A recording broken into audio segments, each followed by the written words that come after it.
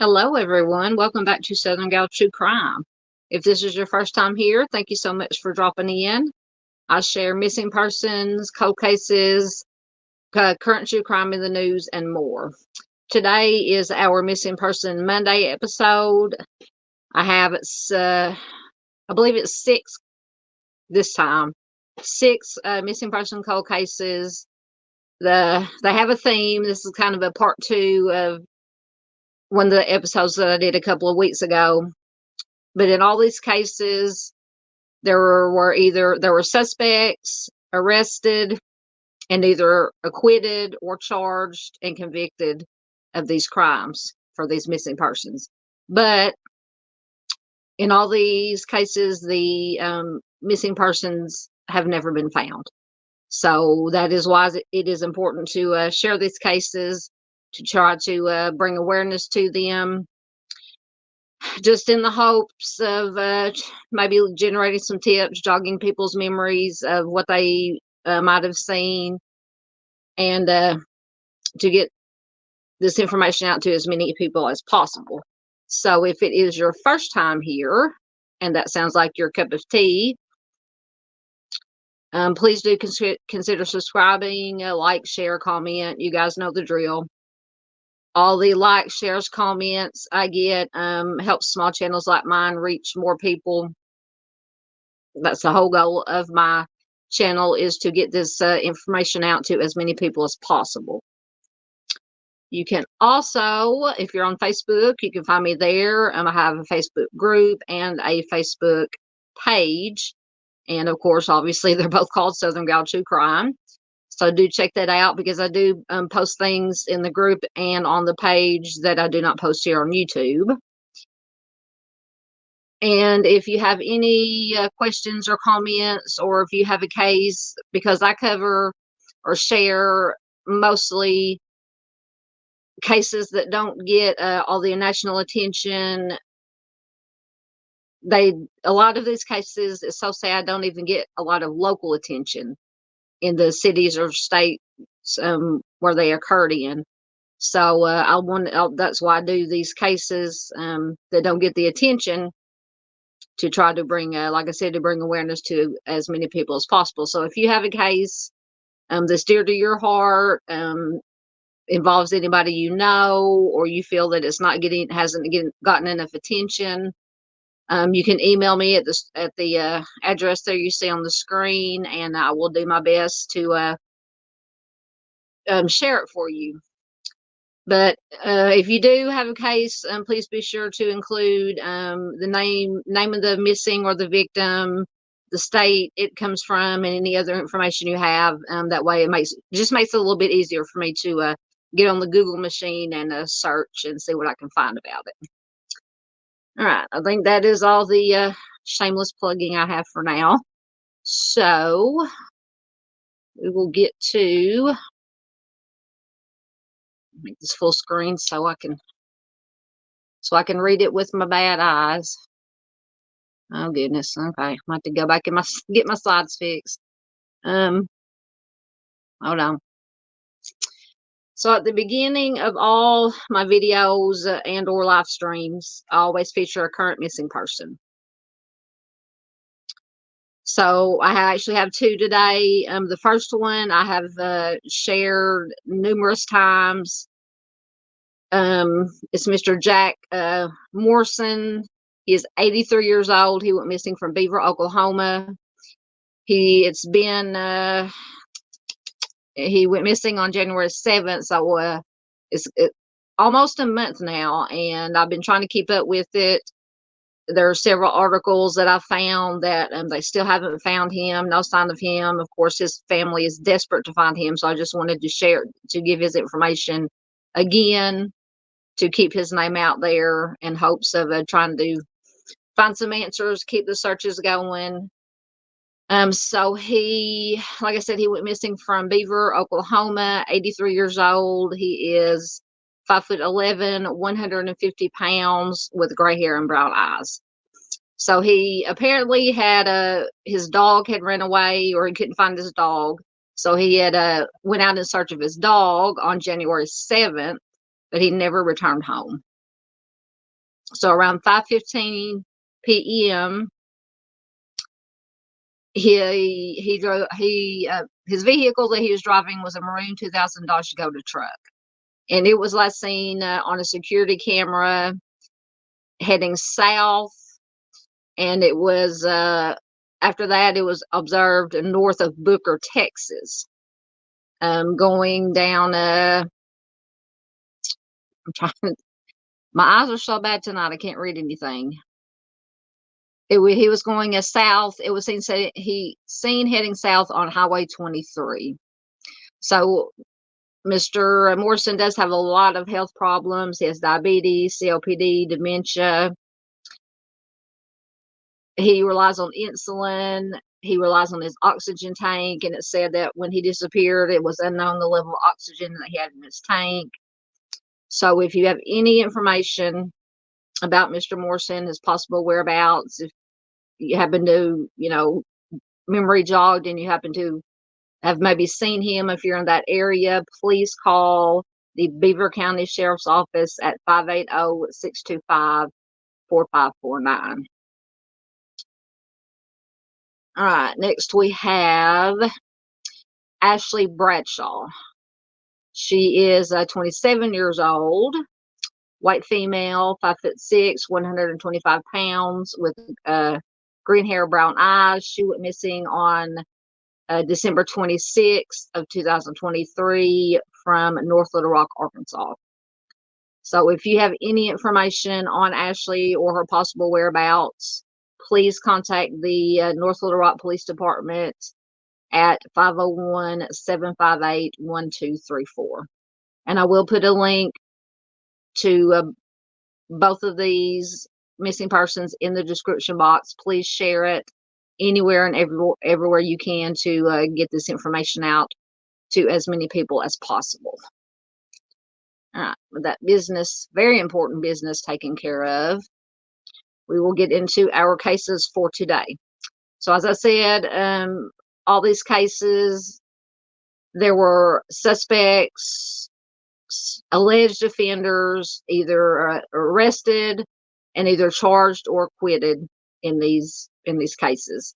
But once again, the victims' missing persons bodies have never been found.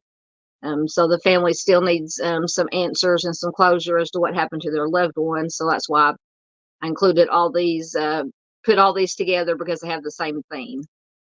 Because aside from the victims, the family members, loved ones, friends are the most important parts of these cases. All they want to know is where their loved ones are, what happened to them, and they just deserve answers.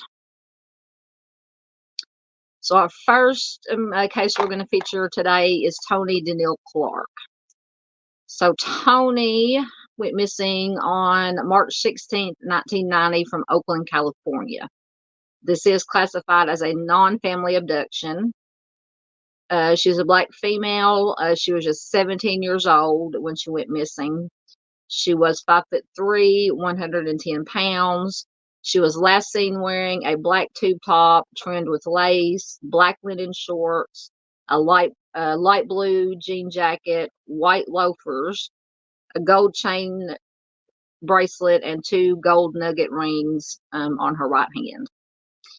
And what makes this case even more sad is that she was 2 months pregnant at the time that she disappeared. So not only do we have Tony disappearing, we have her unborn child. She had black hair, brown eyes. It says that she has gaps between her teeth, a mole on her left calf, and a scar on her right knee. So those are things that would stand out. I like to give any scars, tattoos, any kind of marks or on the body that a lot of times, especially in these cold cases, might help jog somebody's memory if they happen to have seen these missing persons. So that's why I give this information. And this one has me confused, or I haven't. Well, yeah, confused. Very mysterious. Usually when I read over these cases, I kind of have my theories or ideas of what possibly could have happened, but this one is a very strange. So Tony had left one of her cousin's homes in Oakland, California. She was going to drive back to her family's home in San Francisco, and this was on March 16th, 1990. She was driving her boyfriend's Chevy Camaro, and apparently she had had trouble starting it when she left. It kept stalling and restarting and stalling. So she finally got it running long enough to start making her way home, but apparently the car stalled again on the San Francisco Bay Bridge. Another car, apparently, so when it stalled, I'm assuming she, you pull off to the right on the side of the road. But another car came along and collided with Tony's vehicle, and they said this was a little bit before midnight. And police arrived just 6 minutes later, and there was no sign of Tony. She was not in the vehicle. She was not standing outside the vehicle. She was not seen walking anywhere. And now this was just 6 minutes, and that's a pretty short amount of time for somebody to just disappear. But unfortunately, it does happen. But like I said, the police arriving within 5 to 6 minutes, and there's no sign of Tony anywhere. That's the first thing that got me really thinking. So the authorities assumed that the impact of the collision might have swept Tony over the side and into the water. So the U.S. Coast Guard did drag the bottom of the bay. Tony was not located, and neither were her clothes. No blood, hair, or oil residue were found in the vehicle. So if Tony had gotten hurt when the other car hit her, or if she was abducted and there's some kind of altercation, apparently it did not leave any signs, like I said, such as blood, hair, anything like that. So Tony's mom, this is a strange thing. One of the many strange things in this case. Tony's mother stated that she received a phone call approximately 1 week after Tony disappeared from a young woman that she believes was Tony, her daughter. So in this phone call, the girl was crying on the line for approximately 40 seconds before the call was terminated. But unfortunately, authorities were unable to trace the source. Now, who knows if it was Tony, or if she was abducted. It could have been the alleged abductor, playing games or whatever. Who knows when it comes to cases like this and these offenders. But nothing ever came of the call. Like I said, the authorities were unable to trace the source. So the majority of law enforcement believe that Tony drowned the night of the car accident.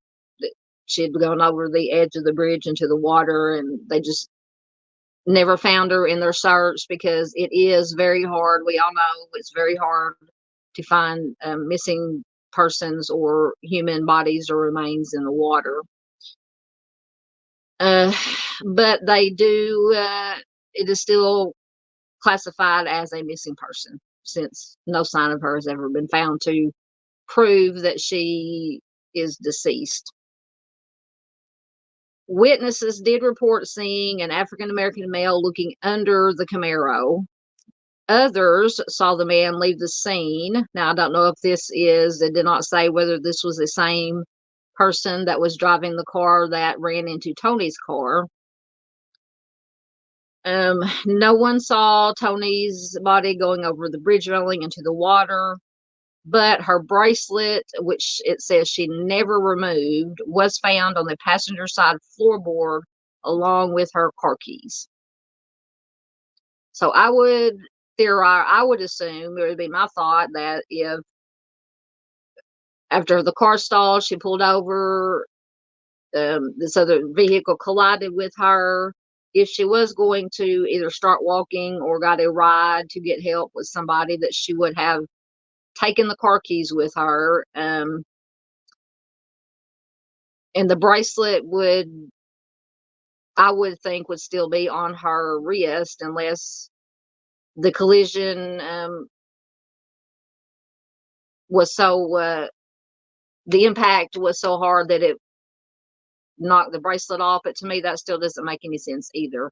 To me, in my opinion, I would think maybe the sign of a struggle, and the bracelet got ripped off in the struggle, and the car keys got dropped. But that's just my opinion. I'd love to know what you guys think, though. So please leave me a comment about what you guys think about this case. Like I said, this one is it's got me perplexed. The man who ran into Tony's car was tried for vehicular manslaughter, but he was acquitted for lack of evidence that Tony was in fact deceased. So they, never found a body or any signs of Tony. Nobody heard, aside from this phone call that the mother says that she got, that she thought was Tony. They could now they have tried and convicted people on what they call nobody cases, but apparently in this case there was not enough evidence, or the jury decided not to convict. So some reports may state that Tony resided in San Bruno, California. She was a high school senior in 1990. She enjoyed swimming and dancing. She ran on her school track team. Obviously, her case remains unsolved and is classified as a possible non-family abduction. So, like I said, this one has me perplexed. So please let me know in the comments if you guys have any ideas and what y'all's thoughts are on this case. But if you do happen to have any information on this case, please contact the San Bruno Police Department at 415-877-8965 or 8977. All right, that was our first case. Next, we have Roger Shane Bruce. Get my computer going. So Roger went missing on January 21st, 2022. So just a little over 2 years ago, from Felicity, Ohio. He is a white male. He was 51 years old at the time he disappeared. 5'9", 5'9" to 5'10", 160 to 173 pounds. He was last seen wearing a white Nike shirt, blue jeans, and navy sneakers. And he had brown hair, brown eyes, and it says that he goes by his middle name, Shane. So Bruce was last seen leaving his home in Felicity, Ohio at 7:30 p.m. on January 21st, 2022. After that, he was never heard from or seen again. At 9:47 that same night, Zachary Scott called 911 to say that he had found Bruce unresponsive in a car on Laurel Point Isabel Road in Washington Township, Ohio. According to him, he administered Narcan, which is a medication used to reverse the effects of a substance overdose. And then he gave that information, and then he disconnected the call. So when the 911 dispatcher called him back, Scott said that Bruce had woken up and, quote, took off like a bat out of hell and driven away in his car. Police went to Laurel Point Road, but they did not see any sign of Scott, Bruce, or Bruce's car. And Bruce was reported missing in January of 2024. Hold on, let me make sure I read that right. Oh, not January 2024. He was reported missing on January 24th. So 2 days after, because I was like, wait a minute, 2 years? No, 2 days after after this incident, he was reported missing. On January 25th, authorities located and interviewed the Scott guy that had called 911. Scott did change his story about the night that Bruce disappeared, and as a result, he was charged with obstructing official business and falsification. He pleaded guilty, and he was sentenced to 60 days in jail. Apparently, while he was in jail, Scott provided police with a possible location for Bruce, but his tip turned out to be misleading, and he admitted that he had lied. So no red flags going on here. He also stated that on the day that Bruce disappeared, Scott had taken a number of items, such as a wallet, backpack, and laptop computers, knowing those things could be useful in the investigation.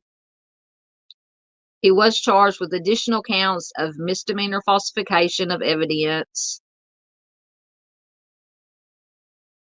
and felony tampering of evidence. He pleaded guilty, and he was sentenced to 200 more days in jail.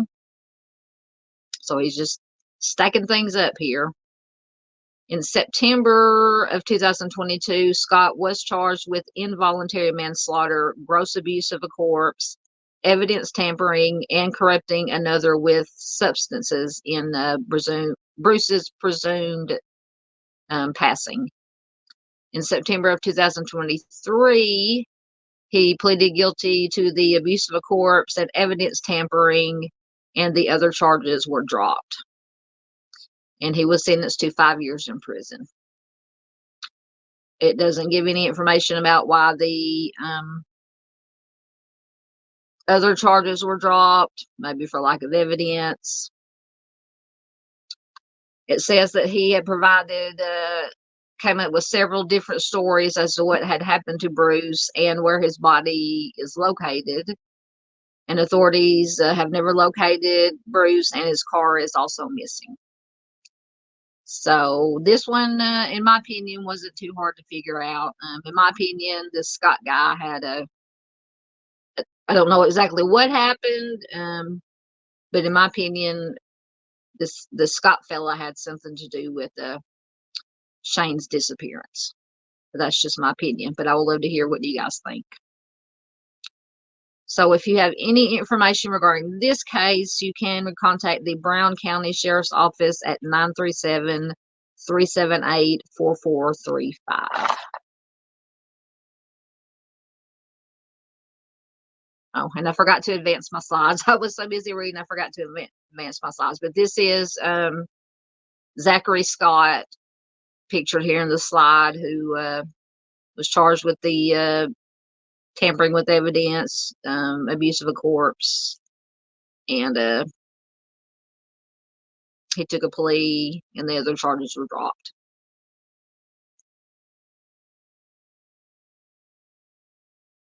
Okay, next we have Star Gail Boomer.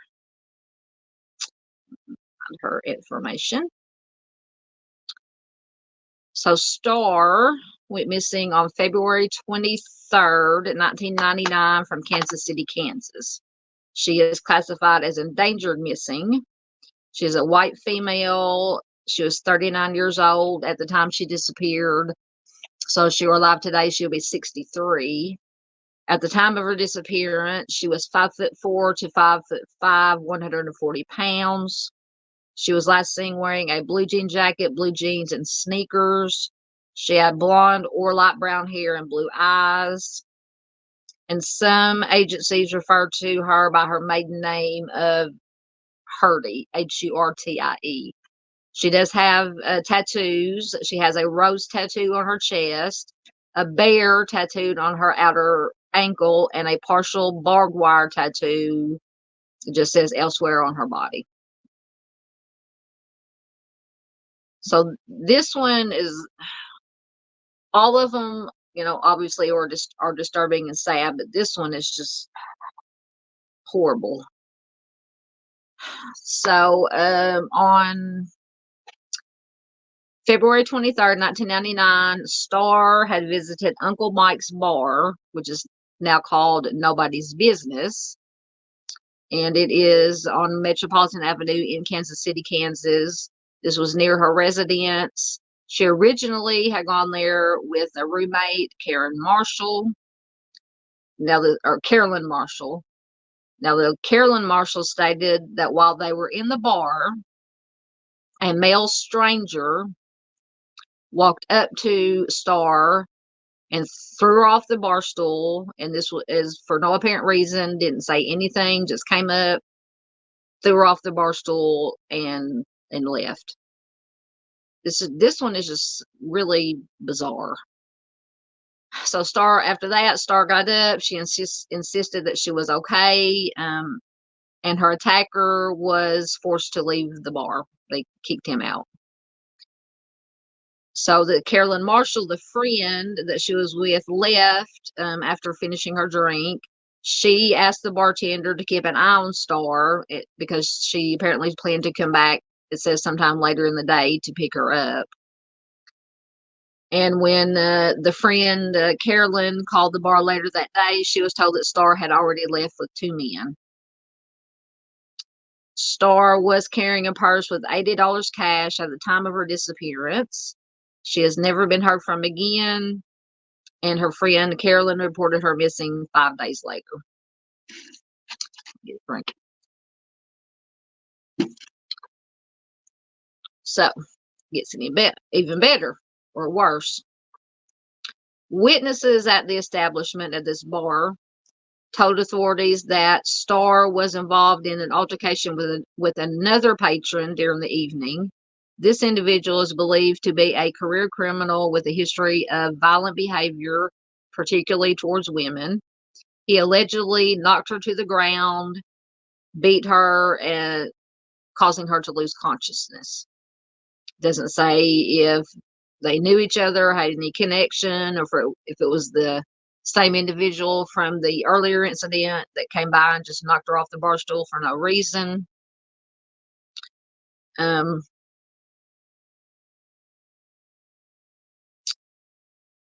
According to the witnesses, Starr had not left the bar with two men like Carolyn was told, but in fact had been dragged out of the bar by these two men.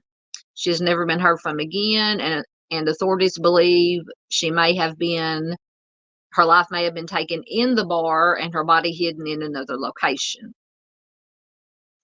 So that, depending on what time of night, how late it was, how many people were in the bar, there had to be, I would assume, witnesses, because it was still open. You would at least have the employees of the bar, even if there were no other patrons in there. But unfortunately, apparently nobody said anything. So make sure that I'm getting on the right slides. So in October of 1999, two local men, William Eugene Spradlin and Robert Franklin Butch Horn, and the gentleman you see on the slide is Eugene Spradlin, were charged with second-degree homicide in Starr's case. Both suspects have extensive criminal histories and have served time in prison. The homicide charges were later dismissed because over a dozen witnesses to the alleged crime refused to testify against these defendants. So this tells me, so this was in Kansas City, Kansas. I know I've heard that Kansas City, Kansas can be kind of rough, but apparently I don't know if these were all these incidents. The first incident where she was knocked off the bar stool, and then later these two men allegedly beat her up and possibly took her life in the bar and took her body elsewhere. If they were local bad boys, bad guys, and people evidently were just afraid to testify against them. So sad. And it's very, very scary and disturbing that people like this are out there. Even today, people like that are out there. Okay, so we went over the charges were dismissed because the dozen witnesses refused to testify. And authorities believe that several people do have information related to Starr's case, but the individuals have not come forward.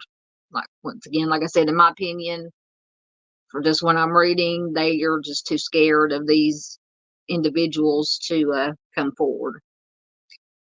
Curiously, it says one of the bar's patrons who was a witness in Starr's case was Sean Pernice.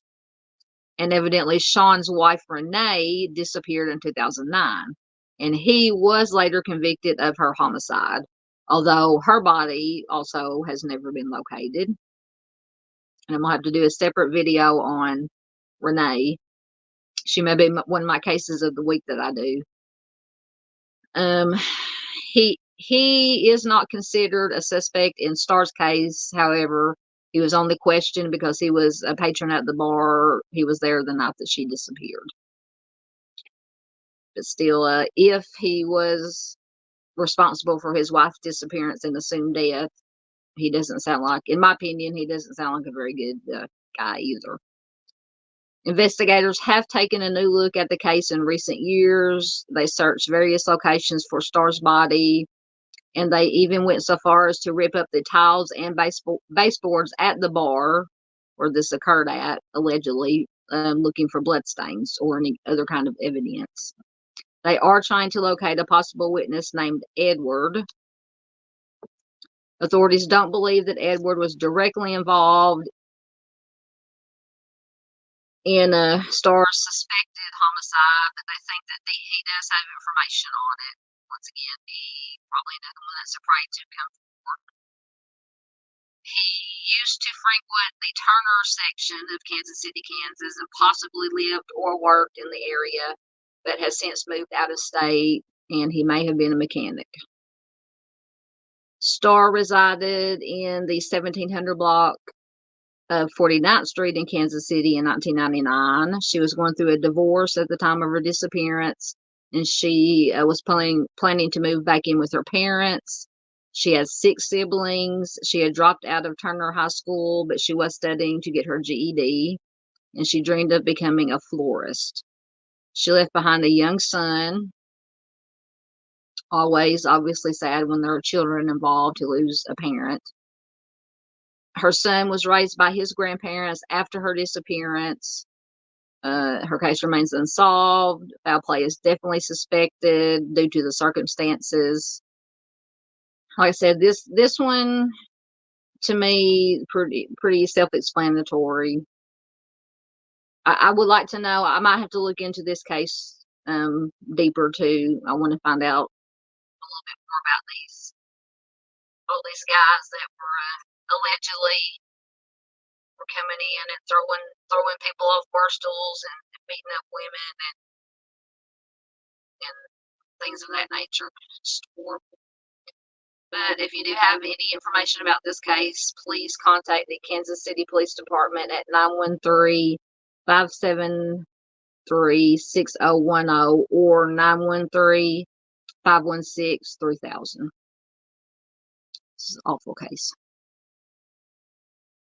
Now we have little baby Acacia. And all cases get to me, but when it includes involves children, it just tears my heart up. So little baby Acacia Bishop went missing on May 25th, 2023 from Salt Lake City, Utah. Classified as endangered missing. She was only 1 year old when she disappeared. She was last seen wearing a pink sundress printed around the bottom with white daisies or sunflowers. She had blonde hair, blue eyes. She had a birthmark on the side of her abdomen. They said it was about the size of a tennis ball, and her ears were pierced. So they do know that Acacia was abducted by her grandmother, 38-year-old Kelly Jean Lodmill, and she was abducted from her great-grandparents' Salt Lake City, Utah home at around 6 p.m. on May 25th, 2003. She had previously, the grandmother, Kelly Jean Lodmell, had previously taken Acacia without permission and hidden her in a basement. And she did have supervised visitation with Acacia when she abducted her in May of 2003.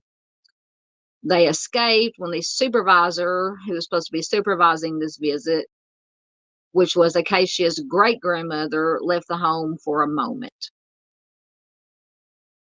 Doesn't say how long a moment is. A moment could be 1 minute, 2 minutes, 5 minutes, 30 minutes. Who knows? Acacia and Lodmell, the grandmother, were last seen together in Idaho Falls, Idaho on May 26th, close to the Broadway overpass and Greenbelt, which is next to the Snake River. So we have water involved. That same day, the grandmother went to a hydroelectric plant near the overpass and told employees there that she had accidentally dropped Acacia into the river while they were dangling their feet off the bridge.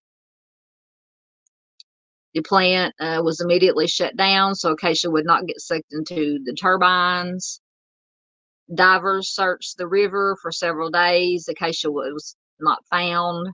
However, a pair of baby shoes and a doll were found on the riverbank. One of the grandmother's shoes was also found on the bank, and the other one was in the water. Authorities do believe that Acacia did drown in the Snake River. They have classified her case as a homicide because they do not feel that Acacia accidentally fell into the river. So the grandmother, Lodmell, what was her name? Kelly Jean Lodmell, was soaking wet when she ran to the power plant to get help. And the police believe that she intentionally jumped into the water with Acacia in her arms in a homicide self-harm attempt. She admitted this to authorities, and she was charged with kidnapping and the homicide of Acacia. She stated that she believed the baby made it out of the water and is still alive somewhere. So this was a 1-year-old child.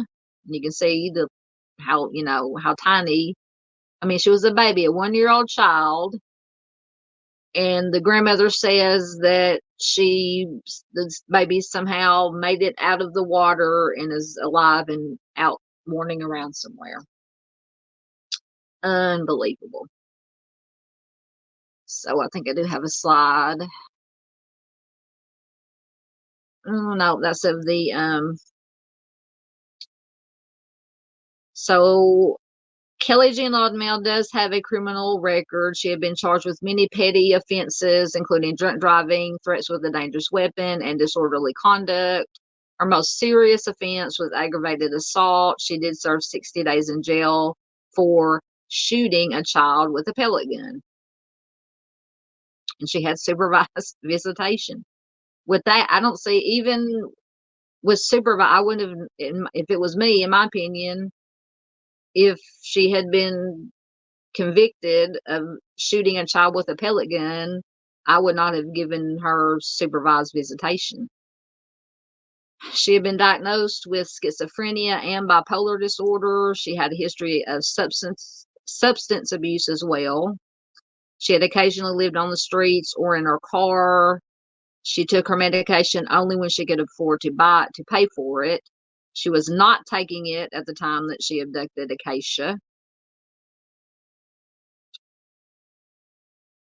Acacia's parents hope that the grandmother is lying about Acacia's presumed death in an effort to conceal her from the rest of the family, and that she possibly passed Acacia over to one of her friends and would find her after she was released from prison. She had reportedly always been possessive of baby Acacia. Acacia's parents say that the grandmother has never had self-harm tendencies before and had never indicated that she might harm Acacia. They characterize the grandmother as a habitual liar and suggested her confession of homicide was a fabrication and that she had been planning Acacia's abduction for months.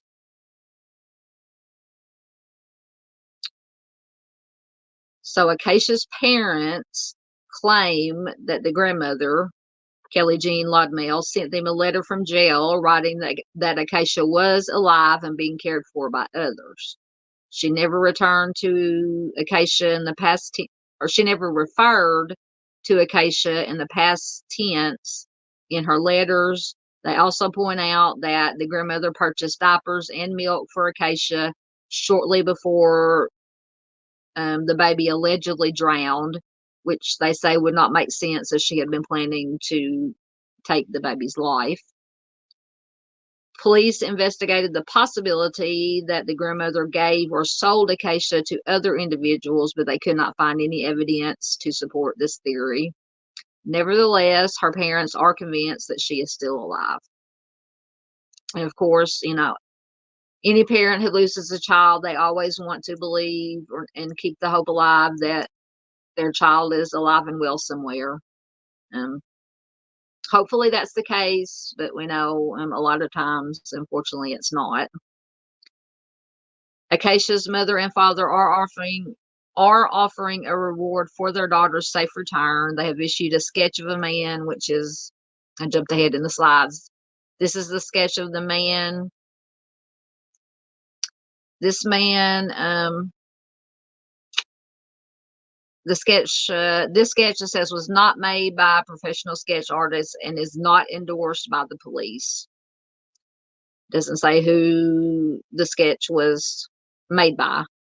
So this man was allegedly seen at Kelly Jean Lodmell and Acacia, seen checking the grandmother and Acacia out of the Red Line Hotel on May 26th. He was described as being in his late 40s or early 50s with rough, weathered, tan skin, graying, sun-bleached hair, hazel eyes, large hands with carrot-shaped fingers, and a small build. They say he was about 5'6" tall, and he smoked Basics cigarettes. Police detectives do not think that this man, if he does indeed exist, was involved in any of this, the disappearance and the presumed death of Acacia. So this is Kelly Jean Lodmell, the grandmother. She was tried for kidnapping in federal court in January of 2005. A judge acquitted her, ruling that she was insane at the time of her crime. The judge decided that Lodmell was delusional when she abducted Acacia and believed the baby was in an abusive situation and that it was her duty to save baby Acacia. And I have no doubt in my mind, in my opinion, that she does, I don't know if she's still alive, definitely has some mental issues, because I said she was schizophrenic and bipolar disorder, I believe. And did not take her medicine because she could not afford to buy it. Lodmell was determined to be a danger to the community based on her mental illness, past criminal behavior, and history of violence and substance abuse. She was committed to a mental hospital for an indefinite period. She may be released from the hospital at a later date if psychiatrists determine that she is no longer dangerous, but her prognosis is poor, as she has reportedly refused to follow through with treatment programs for her schizophrenia and does not even believe that she is mentally ill. So I believe they say that if that is one of the symptoms that you are mentally ill, is if you don't believe that you're mentally ill.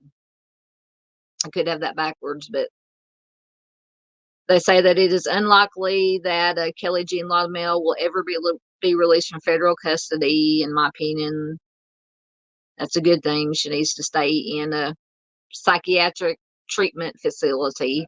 So therefore, Idaho prosecutors dropped the homicide and kidnapping charges against her. If she is ever released from the hospital, she may face charges again. So if she is ever deemed to be sane and released from the psychiatric treatment, they could bring charges against her again for the alleged kidnapping and possible homicide of little baby Acacia. It does say that at the time of her disappearance, baby Acacia was able to walk, run, and say one-syllable words. Obviously, foul play is suspected due to their circumstances. So going back to what the grandmother pictured here said, that she believed that baby Acacia, 1-year-old little baby Acacia, had made it out of the water and was out running around somewhere. Even if she was able to walk and run, as it says, in my opinion, she went in that water and little baby Acacia went into that water and never came out, unfortunately. And like I said, I say this every time when water is involved, it is so hard to find cars, even adults, much less a little 1-year-old baby in water, especially when it was so close to this dam or whatever it was, or water intake facility, because it said they shut down the turbines to keep her from getting sucked into them. In my opinion, that's probably what did happen, is she got sucked into there and is gone. So horrible, so sad. But if you do have any information about this case, you can call the Salt Lake County Sheriff's Office at 801-743-7000. Sorry. I know it's rude to drink on camera, but my mouth gets dry. All right, let's see what we got next. Next, we have another little angel baby. This is Kanande Bennett.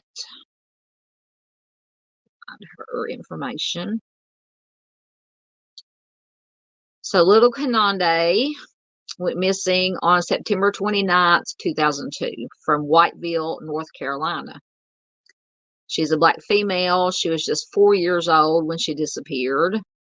She was last seen wearing a gray FUBU t-shirt, blue jeans, white socks, and black sneakers.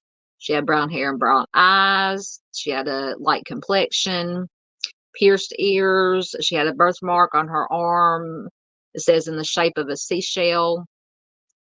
When she was last seen, her hair was styled in small braids, tied with small bows and or barrettes. And so that's all the description they gave of her. So this one infuriates me if it's true. Once again, all this information is alleged or not. So Kanande's mother, Vartisha McCullough, which is sometimes referred to as Vartasha White, said that she last saw little baby Kanande at a Kmart store at 5 p.m. on September 29th, 2000. They resided in Conway, South Carolina, and they were visiting Kanande's uncle in Whiteville, North Carolina that day.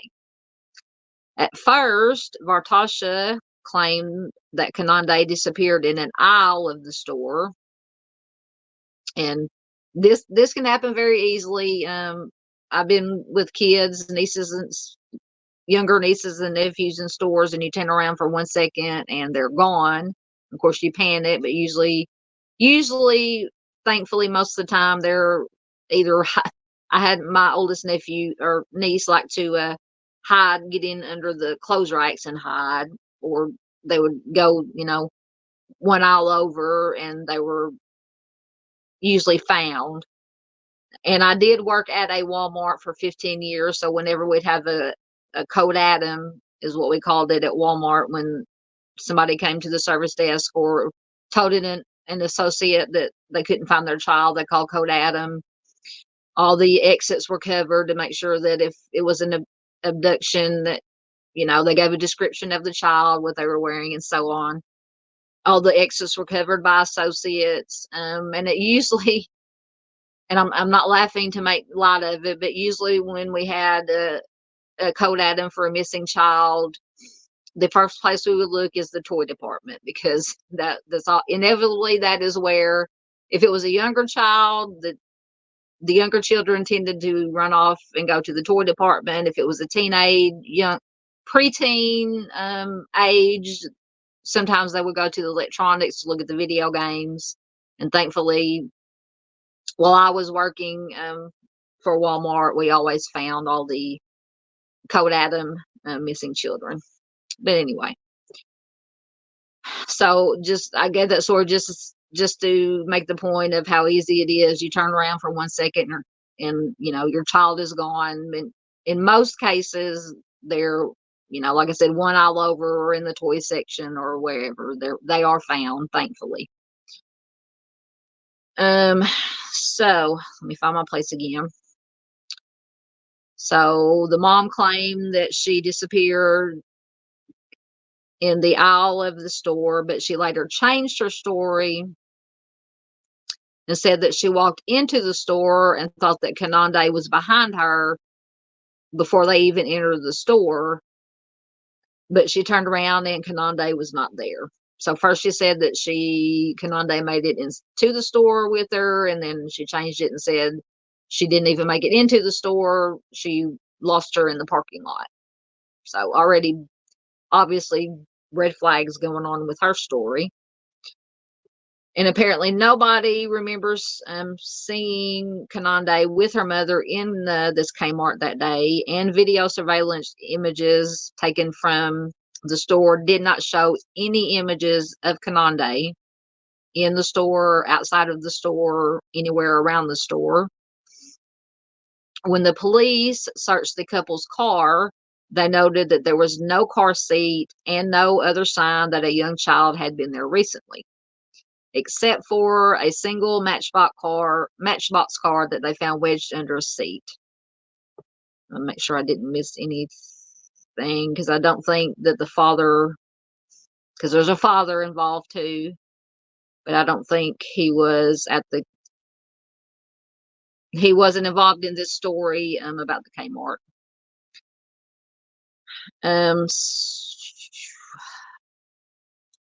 So there was no sign of they never found any sign of Kanande even being in the car. And it says that, in fact, investigators could never find any evidence that Kanande had ever arrived in North Carolina. No one at all, other than Kanande's father and mother, reported having seen her in the 2 days before she was reported missing. Another red flag. One witness saw Kanande, and trigger warning for anybody. Trying not going to get too graphic, but is disturbing because it involves a child. So one witness did say that they saw Kanande with bruises on her shoulder and face just a few days before she disappeared. And when the witness asked the child what had happened, Kanande said, "My mommy did it." So we allegedly have some child harm going on. The witness then confronted Vartasha, who was the mother, who said, quote, "I'm going to whip her for telling you." Telling you. That's why I said at the beginning, before I even started on this one, it infuriates me. Even another witness reported seeing cuts on Kanande's body and marks that appear to have been caused by a strap.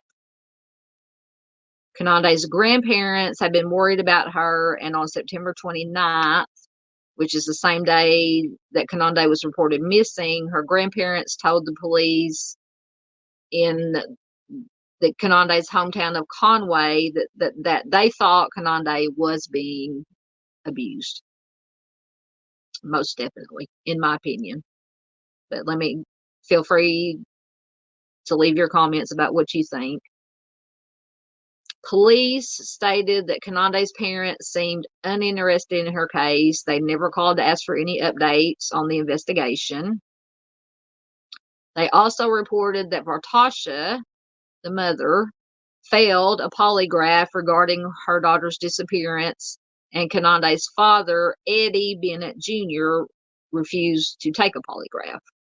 Now, we do know, have heard that polygraphs are unreliable, and they are not admissible in court. But I've heard professional or retired, law enforcement people who know what they talk about say that they don't rely on polygraphs, but they are interested in the questions that are asked before and after. Not necessarily the questions, and I need to ask why they think this. But they say they're interested in the questions, the base questions that are asked before and after the interview, and not necessarily the questions, the reactions to the questions about the alleged incident. I'll have to look that up and see, or if anybody out there knows why. But I've heard several, just watching YouTube videos and creators that I watch who are former law enforcement, that's what they say. So, before I babble on some more, so the mother reportedly failed the polygraph test. The father refused to take one. Both parents were described as uncooperative, and there were inconsistencies in their stories. Make sure I'm not forgetting slides. So these are the parents, Tasha on top and Kevin on the bottom there. Police did execute a search warrant on Kanande's home and her family's vehicles and took blood and saliva samples from both parents. They later stated that the residence had been, quote, sanitized with bleach, which they could still smell the bleach. They noted that the presence of 3 bleach bottles, a damp mop, and towels. Tasha stated that she was cleaning the apartment in preparation for an upcoming inspection by the housing authority, but obviously investigators believe that she was trying to cover up the crime scene. The search of the apartment turned up transfer stains, which came from fluid spatters being wiped. They did match Kanande's DNA, and police said the scene, quote, would suggest that a physical assault had taken place. They also noticed that someone had already thrown away most of Kanande's toys and clothes, as if they did not believe that she would ever be coming home. Red flags everywhere. We have a field of red flags in this case.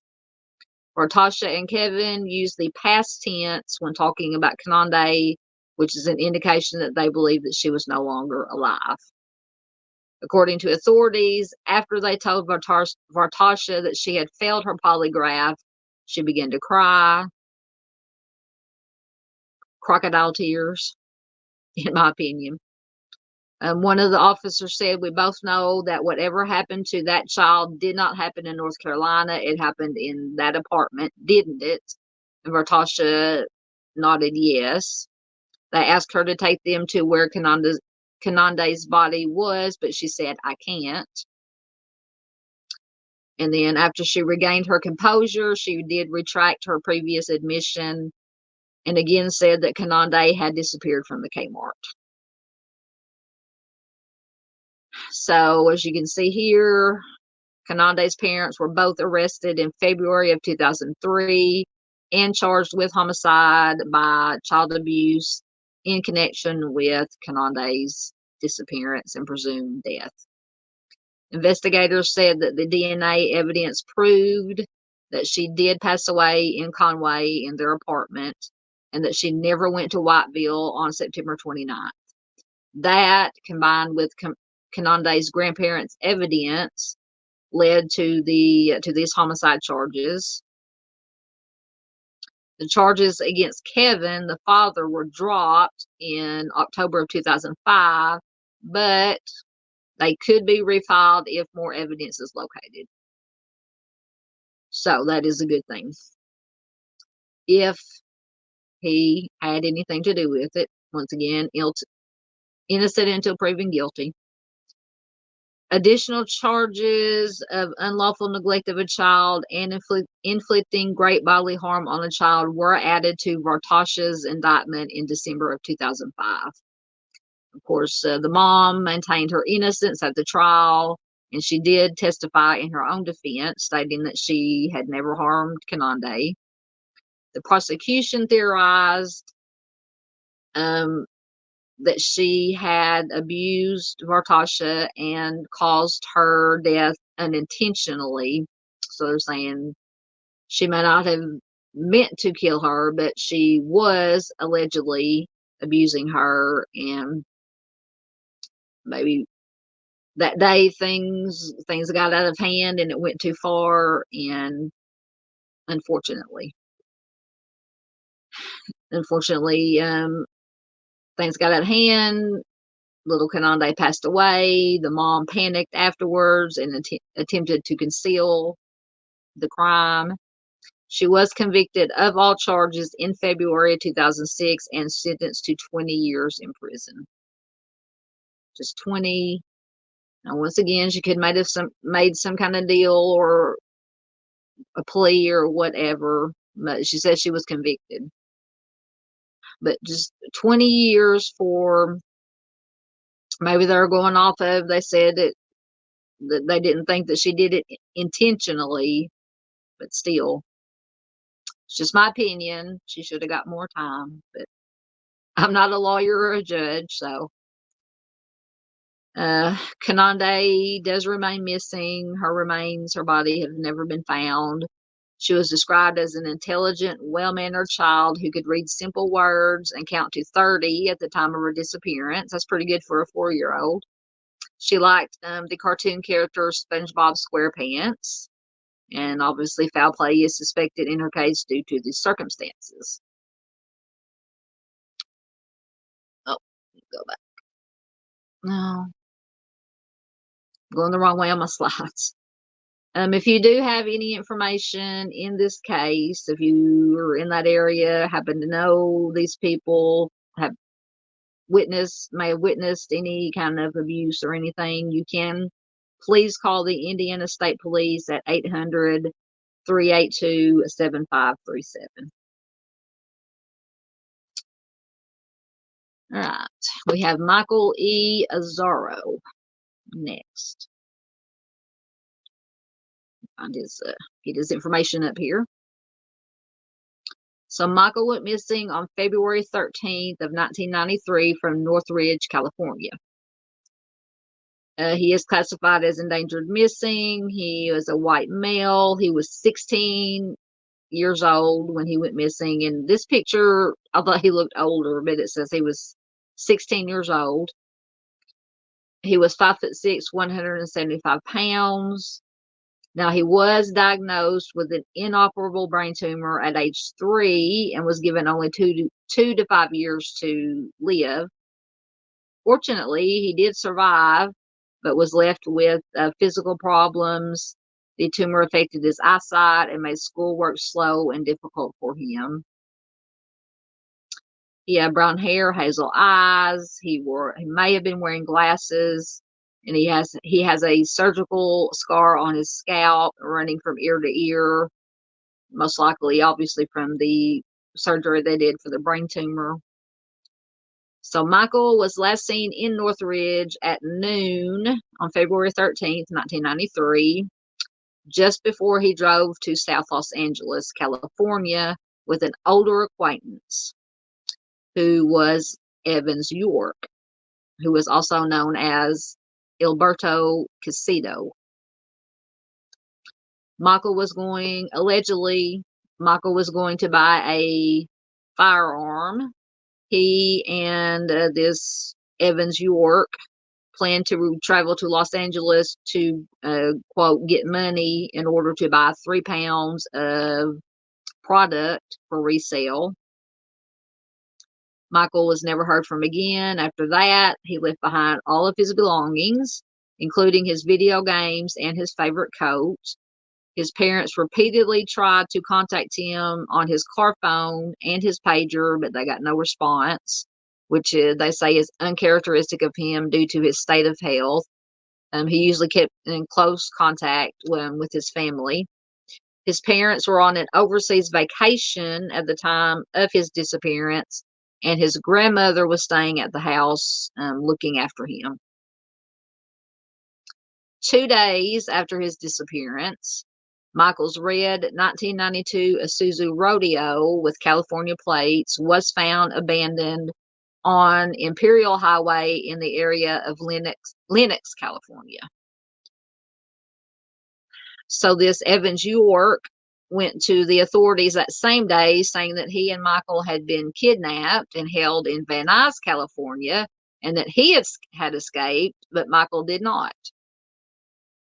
Several months later, an envelope addressed to Michael was mailed to his home, and it contained his driver's license, but no note and no return address. So who sent the driver's license? My guess is Evans York or Alberto Casito, whatever his real name was.